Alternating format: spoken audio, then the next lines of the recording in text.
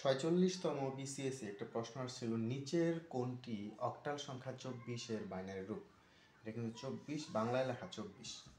So এর binary রূপ কত? তাহলে আমরা একটা জিনিস জানতে হবে যে বাইনারি আর অক্টালের মধ্যে আসলে পার্থক্যটা কী এবং কীভাবে অক্টাল থেকে বাইনারি, বাইনারি থেকে অক্টাল করতে হয়। সো বাইনারিতে আসলে আমাদের সবসময় দুইটা সংখ্যা থাকে, একটা হচ্ছে 0 আর একটা হচ্ছে 1। আবার অক্টালের মধ্যেও কিন্তু এই 0-1 দিয়েই সেটাকে অক্টাল বানাইতে হয়, কিন্তু এখানে ঘর ব্যবহার করতে হয় 3টা। বাইনারিতে ঘর হইতেছে 2টা থাকে, আর অক্টালে প্রত্যেকটা সংখ্যার জন্য ঘর থাকে হচ্ছে 3টা করে।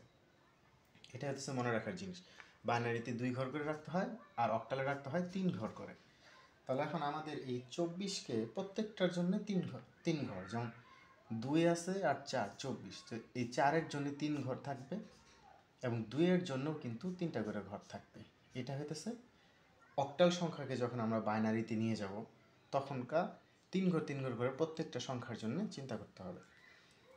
এখন একটা সহজ বিষয় হচ্ছে যে যেটাকে আমরা বাইনারিতে কনভার্ট করার জন্য করতে পারি, এভাবে মিলাতে হয় 1, 2, 4, 4 দুগুণে 8, 8 দুগুণে 16, এরকম একটা আছে, এইভাবে যাইতেই থাকবে, এভাবে এই দিকে যাবে। এটা হচ্ছে বাইনারিতে কনভার্ট করার একটা সবচেয়ে সহজ জিনিস মনে রাখার মতো। তাহলে আমরা দেখেন, এখন আমরা 3 ঘরের বেশি আমাদের প্রয়োজন না। তাহলে 3 ঘরের বেশি যদি প্রয়োজন না থাকে তাহলে 1, 2, 4 পর্যন্তই আমাদের রাখলেই হবে, যেহেতু এটাকে আমরা কনভার্ট করতেছি কিসে, অক্টালে। 3 ঘরের বেশি আমাদের প্রয়োজন নেই। তাহলে 4-এর জন্য আমরা 3 ঘর চিন্তা করি।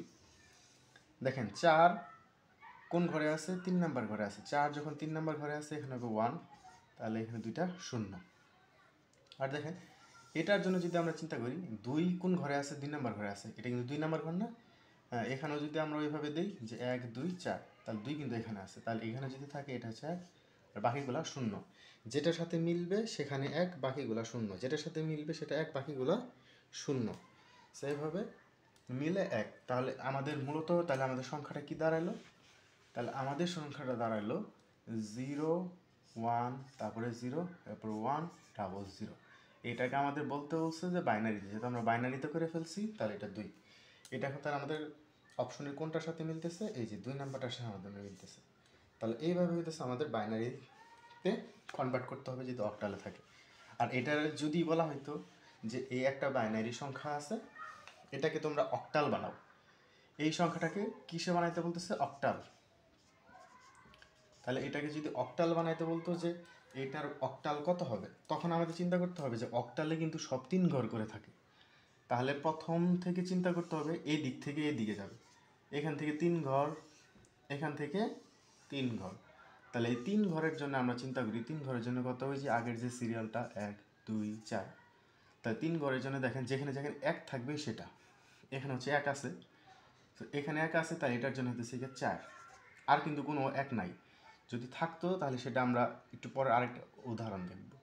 ধরেন এটার জন্য এখানে হচ্ছে শুধুমাত্র একটা ঘর, তাহলে এটা যে দ্বিতীয় ঘরে কত? 2, তাহলে এটা হচ্ছে 2। তাহলে আমরা যখন এটাকে অক্টালে আবার বানাইলাম তাহলে এটা কত হলো? 24 হয়ে গেল। এখন যদি আমরা আরেকটা উদাহরণ দেখি যেটা একটু কঠিন হতে পারে, যে ধরেন এই সংখ্যাটাকেই আমরা এখন, এটা হচ্ছে কি আমাদের বললো যে এটা একটা বাইনারি সংখ্যা, এটাকে অক্টাল বানাও। তাহলে আমাদের চিন্তা করতে হবে যে 3 ঘর 3 ঘর করে। তাহলে এদিক থেকে এদিকে যাবে 3 ঘর, তাহলে ধরেন এটার জন্য 3 ঘর এটা। তাহলে আমাদের সিরিয়ালটা 1, 2, 4। তাহলে দেখেন এই 4-এর ঘরটা কিন্তু 1 দিয়ে পূরণ করা আছে এবং 1-এর ঘরটা 1 দিয়ে আছে। তাহলে এই দুইটা মনে করে আমাদের যোগ হবে, তাহলে 4 আর 1 কত হয়? 5। তাহলে এটা হবে আসলে 5। আবার এইখানের জন্য 1, 2, 4। তো আমাদের সবগুলা ঘরেই 1 আছে, তাহলে আমাদের কি করতে হবে? এখানে সবগুলো যোগ করতে হবে, 4, 5, 6, 7। তাহলে এটার অক্টাল কত হয়ে গেল? এটার অক্টাল হবে 75। এখন কোনো একটা সংখ্যা যদি এরকম থাকতো যে 1, 1, তারপরে ধরেন হচ্ছে এখানে 1, এই সংখ্যাটা থাকলো, যে বললো এটাকে আমরা বাইনারিতে অক্টালে বানাও, ঠিক আছে, এটাকে অক্টালে বানাও। তাহলে এখান থেকে 3 ঘর আসবে। 3 ঘর যাওয়ার জন্য প্রথমে আমরা এখান থেকে এই 3 ঘর নিয়ে নিলাম, 1, 2, 4। 1, 2, 4 নেওয়ার পরে এইটা হচ্ছে 4 আর 1, 5 হলো, কিন্তু এখানে তো 3 ঘর নাই।